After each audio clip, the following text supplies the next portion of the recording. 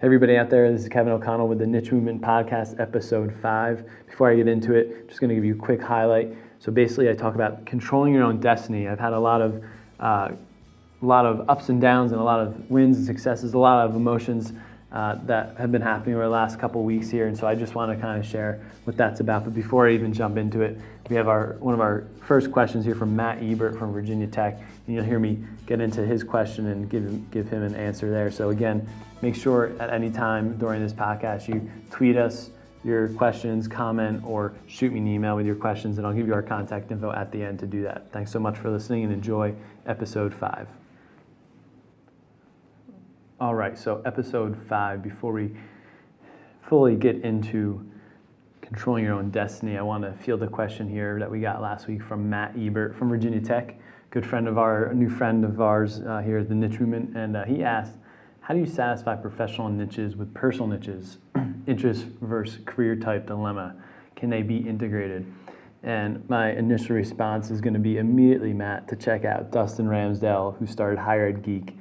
He works for a school up in Maine and has been a good friend and supporter of the niche movement, but I think he's completely up the alley, and you even tweeted a second tweet here of an article about Comic-Con, but he's totally up your alley of what you might be looking for as far as somebody that's combining his professional interest and personal interest, and he has a love just like you for student affairs and student development, as well as pop culture and things happening in the Comic-Con space, and he actually just attended there. But if you look at his blog, you'll see everything that he's talking about and what he's into, and he's really meshed together his interest. And believe it or not, he's had a chance to be a part of a lot of great events that I know of throughout his career that have taken some type of personal interest to then bring it into the professional setting, into higher ed.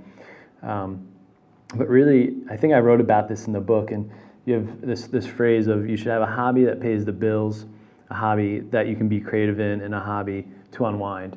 And so, for me, I love playing golf.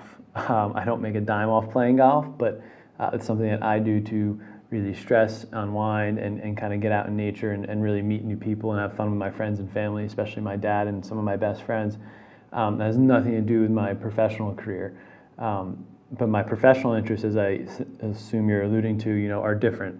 I'm professionally interested, obviously, into digital storytelling and social media and career exploration, but trying to find ways to bridge your interests together, especially in a student, in a higher ed setting, student affairs setting, I think can totally be done. I mean, the next time you have an event planned, see if you can reach out to somebody that you admire personally that's maybe writing something or blogging or does an event, and see if you can bring them in, or show if, I'm not sure exactly what your personal niches are, but find some way to integrate that into your next staff training or your next meeting. There's always some parallel. I can remember my wife, we both loved The Office, but she actually taught a training using examples from The Office and Michael Scott. So there's so many ways to bridge those two gaps together. So Matt, thanks for the question. Hope that gave you a good answer. So I really want to talk about controlling your own destiny, especially as an entrepreneur. We had our friend Eric Redden suggest that we talk a little bit more about the startup life, and I think the next 3 or 4 podcasts are really going to dive into that. Really going to kind of give you behind the scenes of what I've been going through, both positively and negatively of doing this. And so talking about controlling your own destiny, as an entrepreneur, it's in your hands. Especially as a solopreneur, you make the calls, you decide your priorities, you decide when you want to work, how you want to work, who you want to work with, how you're going to market yourself, how you're going to brand yourself, how you're going to get new clients. And starting out, and even right now, you got to be scrappy. And the biggest thing that over the last 7 or 8 months that has stuck with me is motivation. Starting this out, I had 110% motivation, would put in as long hours as possible, was really, really into it. I still am today, but you're your own boss. And so the motivation is going to come and go. I can tell you when we moved to DC and working from my new house here in Alexandria, I was like, oh, this is pretty cool. I can get used to this. But next thing you knew, it was the middle of winter. And you'd be working in the morning and then kind of eating lunch and then figuring out what else there's to do around the house. And so some days got long, I would take long breaks between writing, between working, between trying to get new clients. And so motivation for me is a very, very tough one. And it kind of comes and goes. The second one is work style. I personally cannot work in one environment or one desk for more than a few hours, more than a half a day. Currently, I'm recording this at the WeWork in DuPont Circle in DC. I also work out of the Chinatown office, and just within the WeWork offices right now, I'm in one of the 5 conference rooms.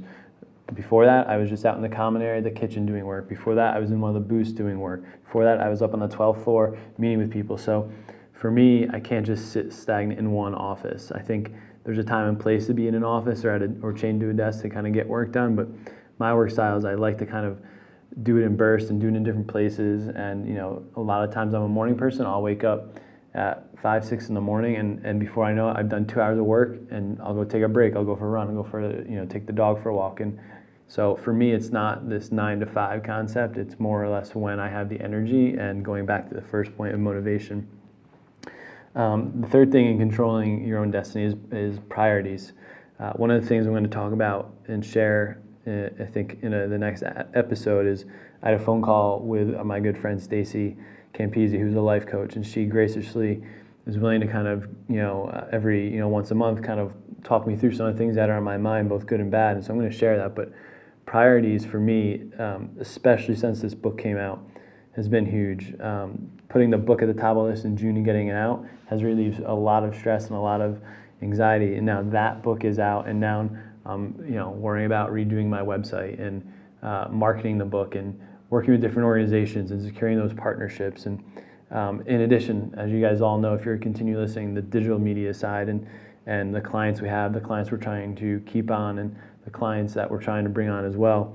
So for me, it's prioritizing every single day. And one of the things that we do is we make a to-do list, as I think I mentioned in podcast 1 or 2.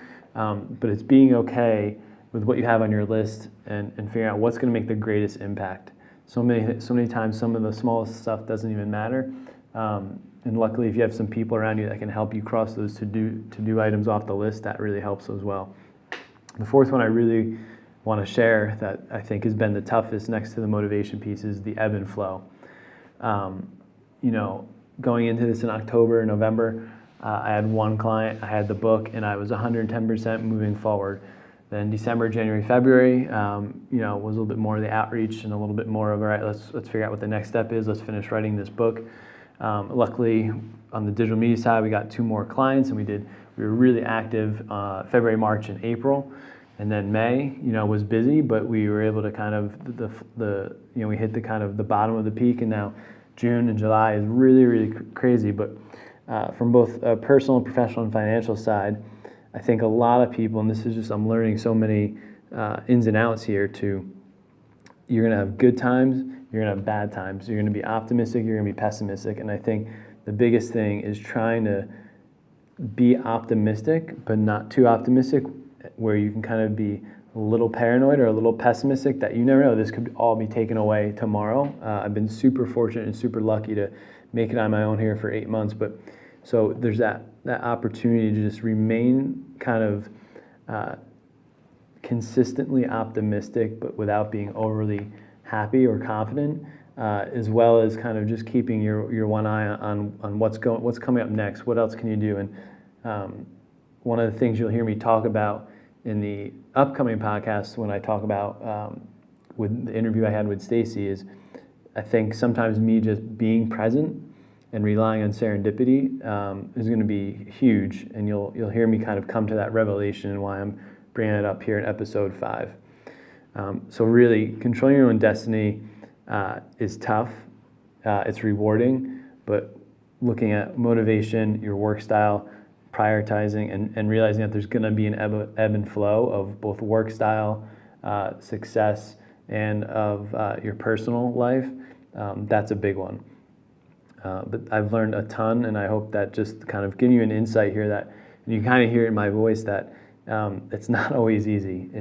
I'm very happy, I'm very content, I'm very lucky, but doing this stuff really kind of plays with your head a little bit, especially when you don't have a lot of people to bounce it off of. But luckily, between my parents, my wife Courtney, my interns, and some other folks in my inner circle, you can kind of get that advice and kind of get that reality check that everything is going to be okay. So you'll hear more about that in episodes 6, 7, and 8. So thanks for tuning in. And again, you can follow The Niche Movement at Niche Movement. You can connect with us at kevin@thenichemovement.com. And I highly recommend that you take a look at our book, The Niche Movement, The New Rules to Finding a Career That You Love, on Amazon. And thank you so much for listening. Take care.